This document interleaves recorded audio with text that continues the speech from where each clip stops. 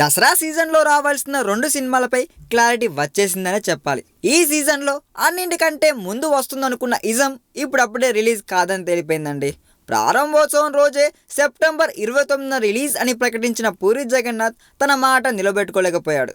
దసరా సెలవుల అడ్వాంటేజ్ని సొమ్ము చేసుకుందామని అక్టోబర్ 7న ఈ సినిమాని రిలీజ్ చేయాలని చూశారు, కానీ పోస్ట్ ప్రొడక్షన్ కార్యక్రమాలు ఆలస్యం కావడంతో ఈ సినిమా అక్టోబర్ నెలాఖరుకు వెళ్ళిపోయినట్లు సమాచారం. మరోవైపు హైపర్ మాత్రం మొదట అనుకున్న తేదీనే రాబోతుంది.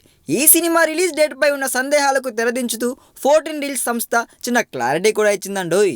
హైపర్ కూడా దసరా కానుకగా రిలీజ్ కావచ్చునన్న చర్చకు తెరదించుతూ ఈ చిత్రాన్ని సెప్టెంబర్ 30నే విడుదల చేయబోతున్నట్లు 14 రీల్స్ ప్రకటించింది. దసరాకు పోటీగా మరీ ఎక్కువగా ఉండడంతో ముందు వారం సోలోగా హైపర్ను రిలీజ్ చేయడానికి నిర్ణయించారు. ఇజంతో కూడా పోటీ తప్పిపోవడంతో 30నే సినిమాను రిలీజ్ చేయడం మంచిదని భావించారు.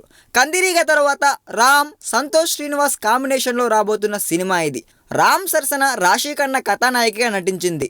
తండ్రి మీద అతి ప్రేమ చూపించే ఓ కొడుకు కథ ఇది. నేను శైలజలో రామ్ మామగా నటించిన సత్యరాజ్ ఇందులో తండ్రి పాత్రను పోషిస్తుండడం విశేషం. మరి చూడాలి ఈ సినిమా బాక్స్ ఆఫీస్ వద్ద ఎంత స్టామినా చూపిస్తుందో.